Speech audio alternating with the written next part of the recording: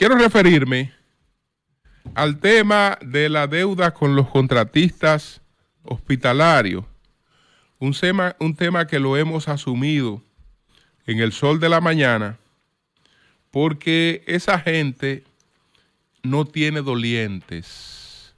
Y exactamente por no tener dolientes es que no les han pagado su dinero. No son de los grandes contratistas que tienen escenarios para hacer valer sus derechos.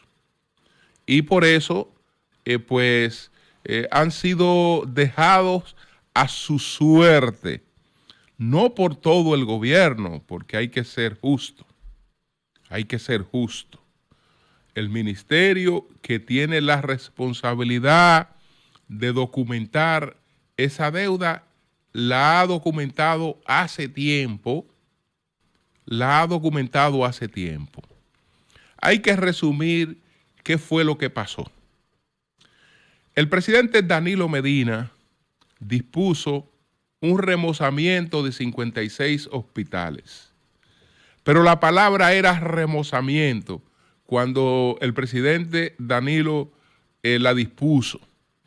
Y como era un remozamiento, eran cosas muy puntuales para rescatar a los hospitales del abandono en el que se encontraban.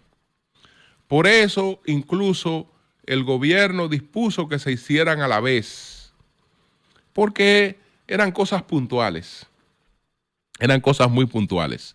Y eso estuvo a cargo del Ministerio de Salud Pública. Pero ¿qué ocurre?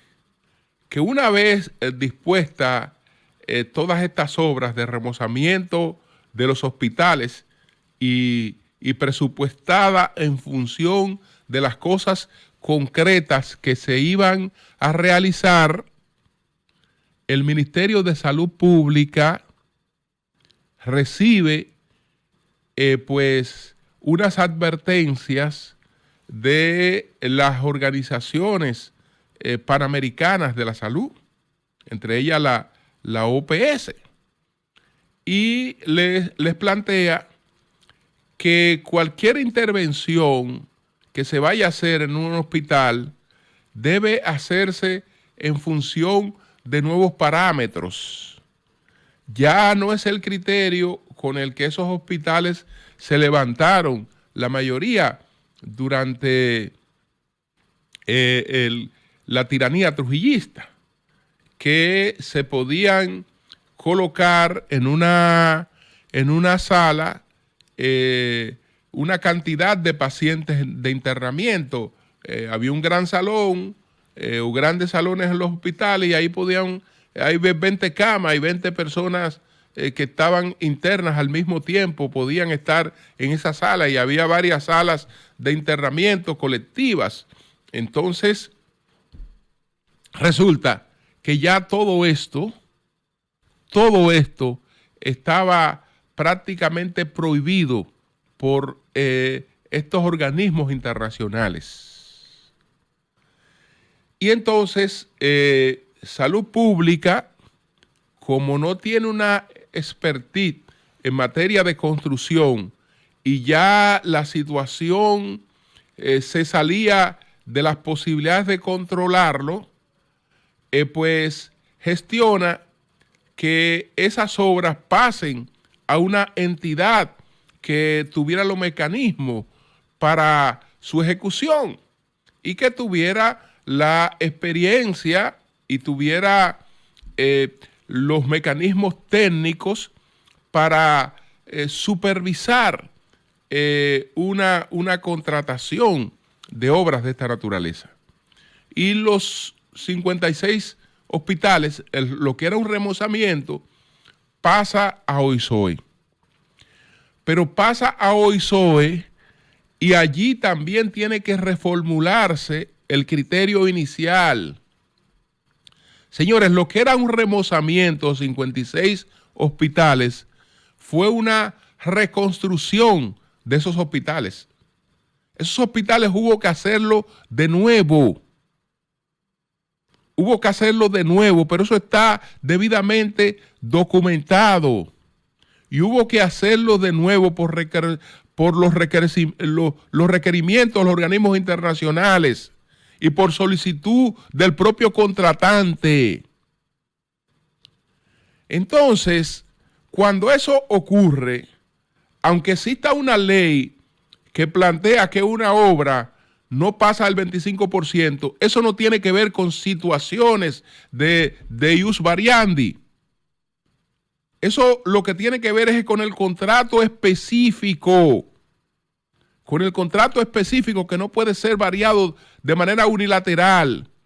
Pero si en medio de una obra se produce, por ejemplo, un proceso inflacionario, no es verdad que hay que aprobar una nueva ley para reconocer ese proceso inflacionario, porque un contrato aquí y en todas partes del mundo está protegido por un principio de equilibrio económico.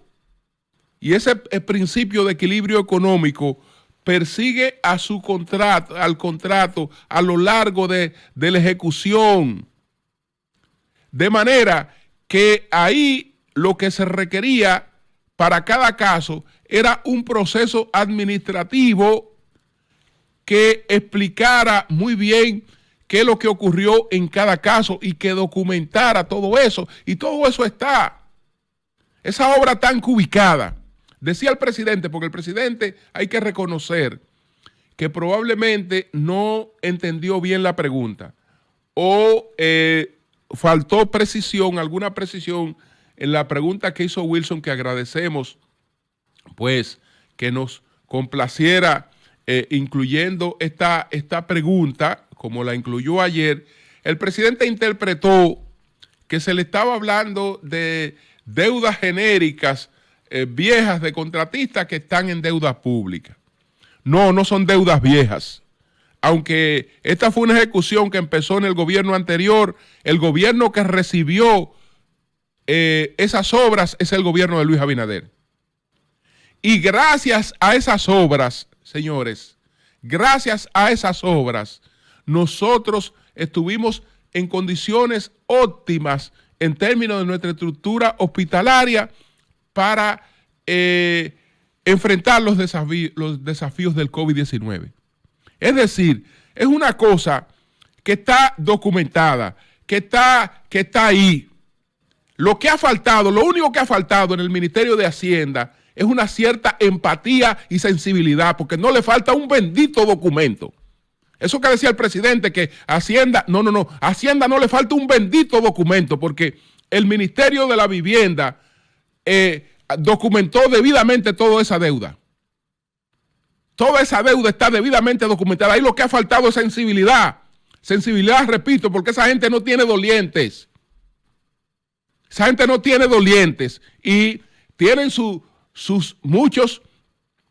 propiedades, que apartamentos, que casa, que de todo, que tienen la vida hipotecada y en condiciones sumamente difíciles. Y entonces se le debe la deuda, se le debe, todo eso está claro ahí. No falta un papelito, presidente, ahí. No falta un papelito para resolver ese problema. Ahí lo que ha faltado es la voluntad, porque repito, esa gente no tiene doliente. Si tuvieran doliente, hace rato que hubiesen cobrado su dinero, sin problemas.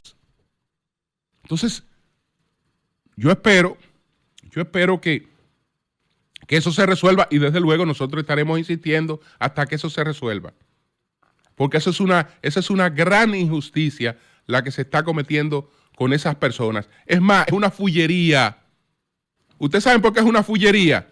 Porque el Estado les recibió las obras, las inauguró y estamos en disfrute de las obras. Y se sabe que esa gente invirtió su dinero, que se hipotecó, que hizo de todo para terminar esas obras. Ah, pero eso no son don fulano, no son don perencejo, no son don sultanejo. Nadie los conoce. Nadie los conoce. Por eso está esa situación. Pero yo confío en que eso se va a resolver.